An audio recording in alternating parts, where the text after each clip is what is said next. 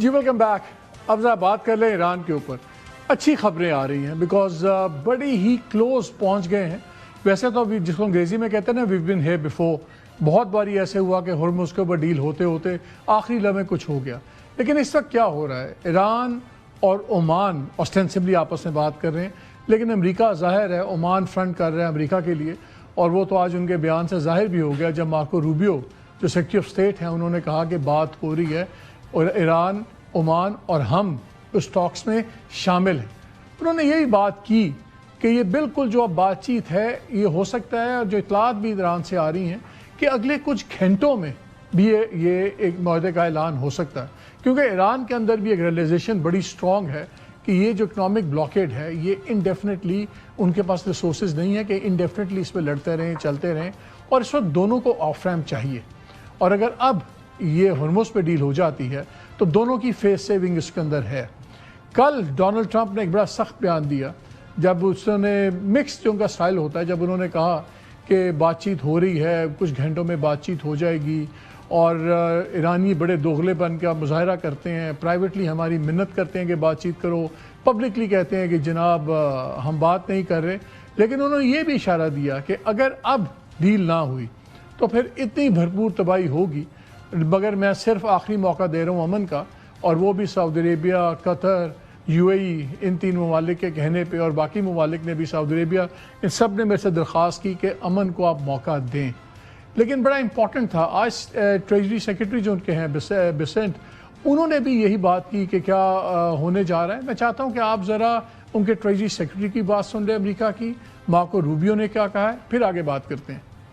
And we've seen President Trump last week threatened what would have been one of the largest military campaign, or the largest military campaign since World War II against the Iranians. And now because of that, we are in talks with the Iranians. And I think there is a chance we may have a deal today or tomorrow to open the strait. I think that there's a conversation and negotiation that we are involved in between Oman and Iran on how more ships can be able to go through there safely in the short term as we move towards these longer term talks about denuclearization.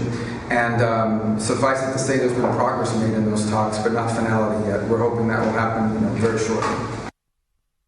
یہ کوئی رحم نہیں آیا Donald Trump کے دل میں، وہ ان کی بھی مجبوریاں ہیں. ان کی مجبوری یہ ہے کہ جو 74% امریکن اس جنگ کے خلاف ہیں، وہ سمجھتے ہیں کہ it was not worth it جو یہ جنگ چلی ہے. اس میں 48% سے زیادہ ریپبلکنز جو ان کی اپنی پارٹی کے سپورٹرز، ووٹرز، وہ بھی اس میں شامل ہیں. مہنگائی پیٹرول کی اتنی کبھی نہیں ہوئی، جو آپ کو $4 آپ سنتے ہیں، تقریباً ان کے ٹرانسپورٹرز کی کاسٹ میں 37% اضافہ ہو گیا. اس لیے، اور آج رائٹرز کی بھی خبر ہے کہ جو ان کے پریسیجن سٹرائک میزائلز ہیں اور ڈیفنس کی جو چیزیں ہیں ان میں خطرناک حد تک کمی ہو گئی ہے. تو اگر آج امریکہ کی کہیں اور جنگ چھڑے تو یہ اس قابل نہیں ہے کہ وہ ایران، رشیا یا چائنا کے ساتھ کہیں پہ کانفلکٹ کر سکے. سو یہ بڑی ہی سیریس سچویشن دونوں کے لیے ہے. ایران کی میں آپ کو بات بتا رہا تھا کہ وہاں پہ بھی 2 کیمپس ہیں، ایک جو ہارڈ لائنرز ہیں، IRGC کے جو جنرلز اور یہ سب کچھ ہیں. ایک وہاں پہ سوچ کیوں اتنی سخت ہے، جب اسرائیل نے اسیسینیشنز کی، اور جب آپ کو یاد ہے لاسٹ ایئر بھی جنگ چھڑی، اور اس کے بعد اور اس جنگ کے بھی شروع میں 5-6 لیئرز جو ٹاپ جنرلز کی چیز جنہوں دنیا دیکھی ہوئی تھی، سیانے تھے، ایکسپوجر تھا، وہ سارے مارے گئے. اور اب ایک بالکل ینگ میوریکس اوپر آئے ہوئے ہیں جو خود بھی بہت زیادہ ہارڈ لائنرز ہیں، اور ان کو بھی نظر یہ آتا ہے کہ جنگ ہی میں اپنے آپ کو وہ ثابت کر سکتے ہیں. غالب آف صاحب جو ان کے اسپیکر بھی ہیں، اور آپ کو یاد ہے اسلام آباد میں بھی تھے، لیڈ نیگوسیٹر بھی ہیں، وہ عباس عراقچی جو ان کے فارن منسٹر ہیں، یہ اس وقت اس کیمپ میں ہے جن کو ڈو کہا جاتا ہے، اور شاید دیکھتا ان کا انفلوئنس نہیں ہے. لیکن آج آپ کو میں 2 اور شخصیات کے بارے میں بتانا چاہتا ہوں جن کا شاید آپ نے نام نہیں سنا ہوگا. ہماری ایران میں بھی بڑے امپورٹنٹ کچھ لوگوں سے بات چیت ہوئی، پھر کچھ اور لوگوں سے بات ہوئی جو یورپ میں بھی ہیں اور ان کا ایران سے گہرے تعلق ہیں. انہوں نے 2-3 بڑی انٹرسٹنگ باتیں بتائیں. ایک انہوں نے بتایا کہ خبر یہ آئی کہ پچھلے دنوں جو پریزیڈنٹ صاحب ہیں مسعود پزشکیان، یہ بہت زیادہ فرسٹریٹ ہو گئے، اور ان کی اطلاع کے مطابق انہوں نے یہاں تک کہہ دیا کہ اگر ان کی ملاقات جو ان کے اسپرچول لیڈر ہیں مجتبیٰ خامنہئی صاحب، اگر ان سے نہیں کرائیں گے تو میں ریزائن کر دوں گا. اور یہ کافی وہاں پہ بات چلی، پھر بہرحال ان کی ملاقات کروا دی گئی. اس کے بعد پہلے وہ قاری انہوں نے کوششیں کی تھی لیکن ان کی ملاقات کروائی نہیں جا رہی تھی، اور وہ یہی کہنا چاہتے تھے خامنہ ای صاحب سے کہ خدا را ڈپلومسی کو چانس دیں، اکنامک حالات بہت خراب ہیں اور آگے اور بھی خراب ہوں گے۔ پھر دو لوگ کون ہیں؟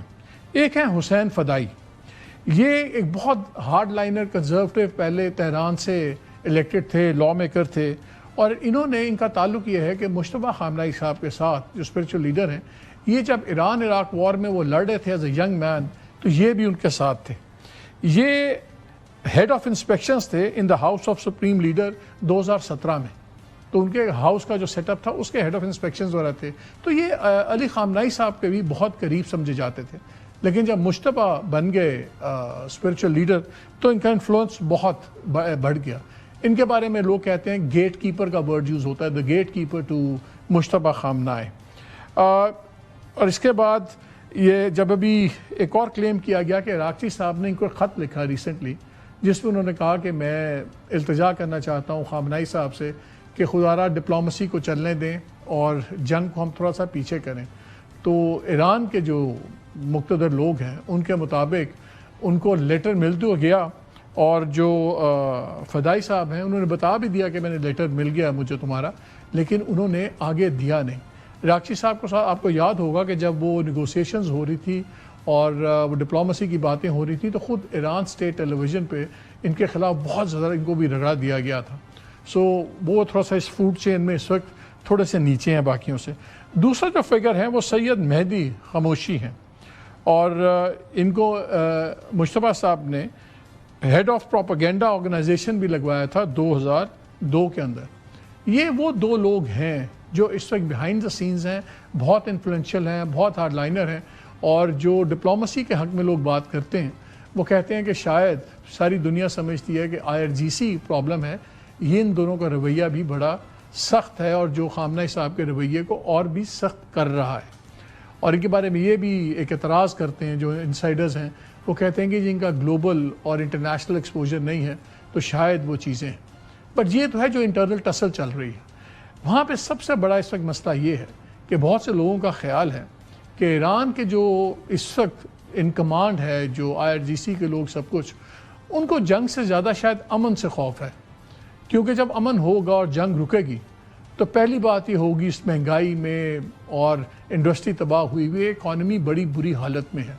تو آپ کو یاد ہوگا کہ دسمبر کے اندر بھی بہت بڑے بڑے اجتماع ہوئے تھے، ریاست کے اندر گورنمنٹ کے خلاف بہت جلوس نکلے تھے، جس پہ ڈونلڈ ٹرمپ وغیرہ بار بار کہتا ہے وہ 22,000 سے 40,000 پہ۔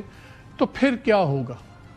امن دونوں کی مجبوری ہے اس وقت، اور شاید یہ جو اگریمنٹ جو ہو سکتا ہے کل تک امریکن کہہ رہے ہیں، لیکن ایران سے جو ہمیں اطلاعات مل رہی ہیں وہ کہہ رہے ہیں شاید کچھ گھنٹوں کی بات ہے، یہ دونوں کے لیے آف ریمپ ہے۔ اگر یہ آف ریمپ دونوں نے نہ لیا تو پھر اس خطے میں بہت زیادہ تباہی ہو سکتی ہے۔